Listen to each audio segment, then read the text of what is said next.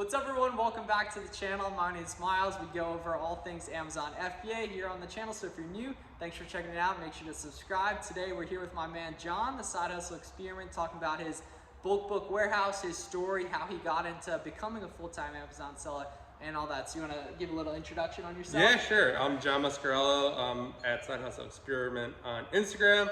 Also YouTube, I just started a channel. I just moved. I do bulk books and media on Amazon. We also sell a lot on eBay now, more of the rarer stuff. And in February this year, we got a 3,400 square foot warehouse, which there will be a video about that, which you can check out. Yeah, so we just filmed like a full walkthrough of his workflow, and then this video we're gonna dig a little bit more into his story and some of the more tactical stuff. Yeah, so just take it back to the beginning, really just how you found selling on Amazon. You wanna dig into that a little bit? Yeah, so basically I actually started flipping. I wanted to make extra money. It actually turned out like when I started my job, we had an agreement like, hey, if you did a good job, we'll give you X amount more. And that's kind of how we came to it. So I did the good job, I got it. And then like when it came time for like the end of the year and the raise, and they were just like, no, we already gave you one. So I was just like, I cannot like have like someone control like money like that. So I was like, I gotta figure something out. Or at least like you need that scalability. Right. So I actually started a Gary Vee video. He was going to like garage sales. The trash talk, yeah, that's an amazing. Yeah, I was watching that the other day again. And I was like, this guy's a millionaire, and he's going to garage sales. Like, there's no reason I can't find stuff. Dude, anyone like that. The nice thing about like really all this stuff are just like the bare bones, like eBay flipping, all that. Like it's literally accessible to anyone. It's just like, will you execute on it? Will you go ahead and take action? Yeah, no, and so I started actually with furniture. So I would buy furniture. I forgot about that. Yeah, on Craigslist, and then Facebook Marketplace was still like really new, and that was kind of like the wild west, where like people are much smarter and savvier now. Not that like I was ripping them off or anything, but like you could literally buy a table on Craigslist where like no one's looking, so like a lot of arbitrage there because like no one's going there. Stuff on Craigslist, but people totally do. And yeah, like, so then us as flippers like can find stuff there totally. Yeah, so like the hottest thing like that you could get was like a pub table. So they had like these pub tables that were like probably this high, other ones you stand at probably. Yeah.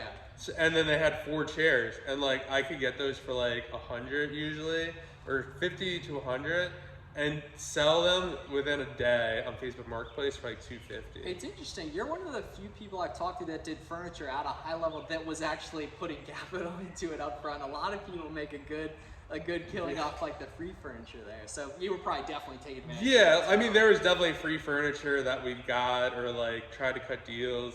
The problem with that is like super bulky, like you can only get so much at one time, but the margin's crazy. I mean, doing it part-time, I think I did almost like 25 grand in like 8 months. Which is I mean, that's not sales, but like at all. probably like 15, 18 of that's like, profit. There was like I mean, it's satisfaction that you did it for yourself, and it clearly opened up new opportunities as well. So you were doing the furniture stuff, and what took you from furniture to ultimately being in this warehouse, but just finding the Amazon side of things? Yeah, so basically I found out quickly that furniture is very hard to scale. You know, competition started to like come along, not a lot, but like it's hard.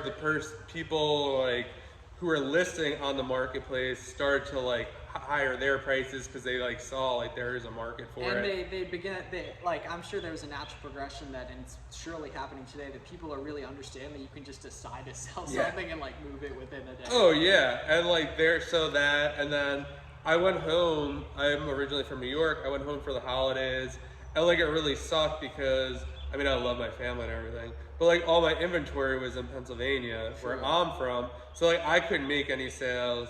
If you ever sell like locally, like you know, like no one like holds anything. Like if like I was like, hey Miles, you're like, I'm gonna buy this table, I'd be like, okay, like I'll meet you in 5 days. Like you're gonna buy another table. You're like, oh okay, and then like I'll message you, like I already bought another one.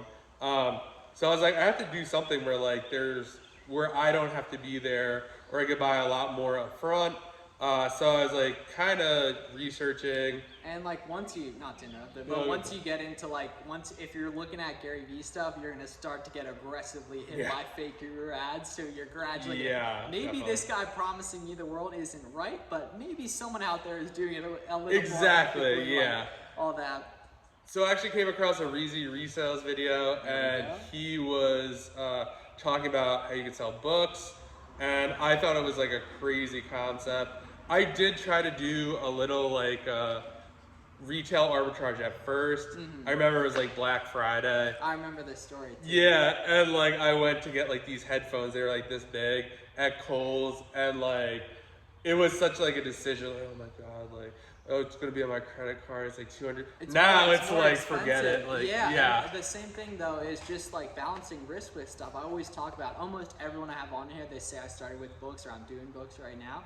The nice thing is you can make such inexpensive mistakes. Oh, like, yeah. That's the nice thing is, like, if you send a $70 pair of shoes to Amazon and it doesn't sell, like, I mean, that's $70 tied up. But if a book doesn't sell, man, you might have gotten that for free. Like, yeah, you could have got it for free. Like, yeah, it's just a totally different model.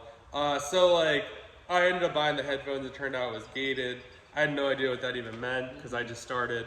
But then I came across books, and, you know, they're saying, oh, not many of them are gated.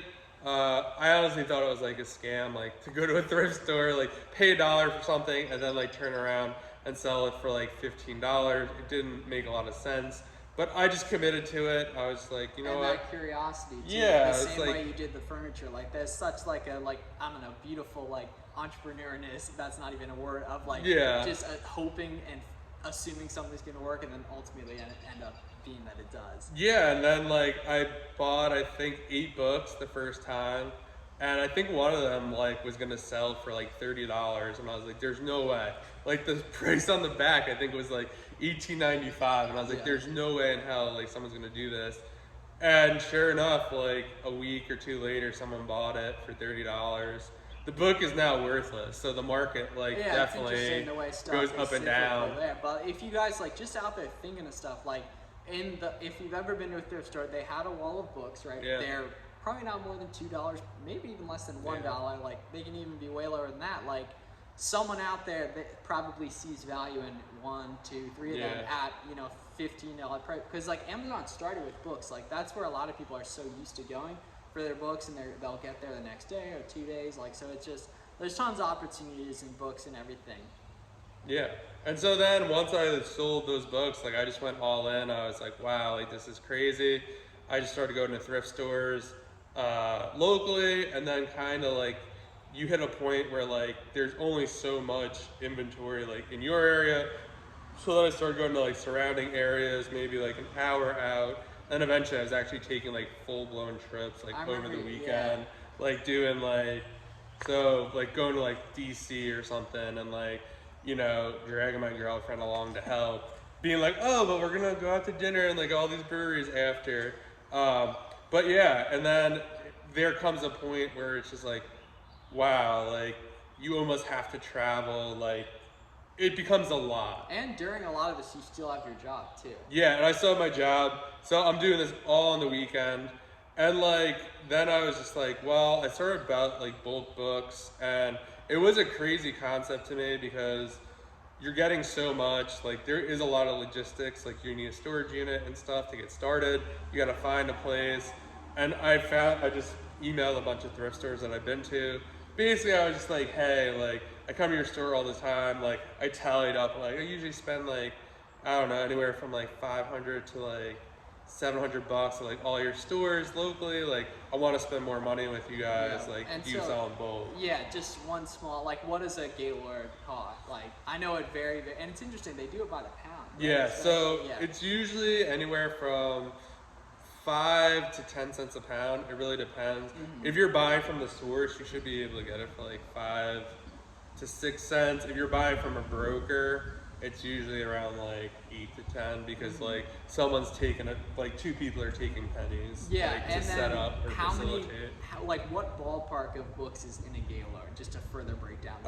So it really depends. Probably most of the ones that like we looked at here, probably like 700. That's what I 700 figured. to 1,000. And then between 5 and 10% of those books are ending up being good to be sold. Yeah, about that. So we do it a lot differently. So if you're doing straight FBA, yeah, it's about 5, probably closer to like 10%, I would say. 10 to 12 so is good. Yeah, out of a Gaylord, about 10 to 12% is good for Amazon, and then you've been also kind of innovating, finding different creative ways to move stuff as well. So we want to dig into not just the Amazon side of things, but also the Facebook Marketplace, the eBay, and all that that you've kind of innovated the business as well. Yeah, so we came across that a lot of the books that we do scan are actually kids' books.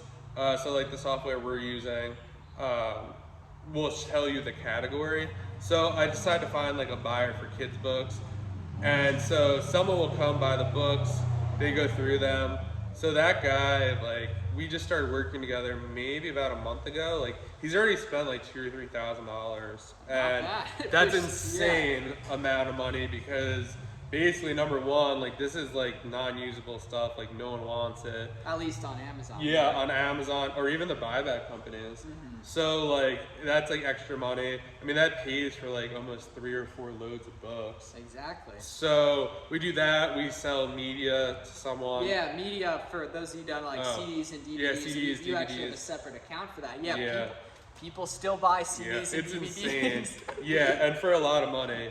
So someone will buy those. We have someone buying history books, and then a whole other separate business is like we sell rare books on eBay, and like lots of books on eBay and also Amazon. Yeah, and then I love to talk about the social media side of things because one, that's how we met, that's how you've met and learned a lot of things. Like I was just saying, we met on social media, and so I'm sure you've seen a lot of value from documenting, from creating all of that. And I can't stress that enough. If you have something going on or you want to, you can learn how to do stuff completely for free on social media and all that. Love to tell the story of how we met actually. So we're in central Pennsylvania right now. I had gone to college pretty close in central Pennsylvania, and I had posted on Instagram, like, I guess I wasn't location tagging stuff, but I was.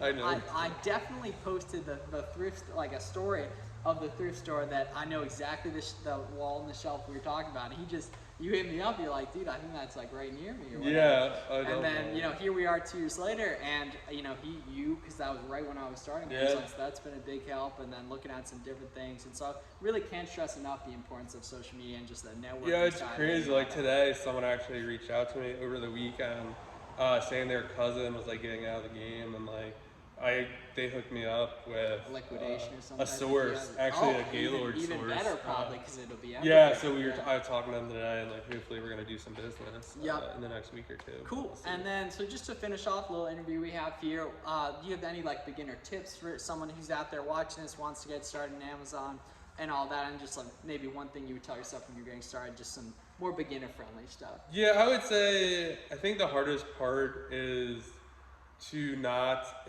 it's a very like fine line because like you do have to experiment with a lot of stuff. Totally. Like I know you've done like shoes, you've done RA, you've done OA. Yeah, I like screw myself over by switching business models, but like every once but in I a while, do it like does too. work. I feel like I run 4 different businesses. Like I have a media account, I have a book account, I have an eBay account, I have all this like dud stuff going on. But I would say like stay focused and like kind of stick with one thing to get started, and then like evolve. Because in like small ways, you're still doing pretty much the exact same thing you're doing cherry picking, just at much bigger scale. You've evolved. You have books come to you now instead of going out and cherry picking them. And so it's really like, evolved over the years and everything. And so that's cool. Yeah, thanks so much for coming on the channel. Thanks for having me. Yep, all your social links will be down below, as well as the subscribe button for those of you who haven't subscribed yet. Definitely subscribe. Make sure to hit that. And so go check out the other videos we did with John on the channel here. See you guys.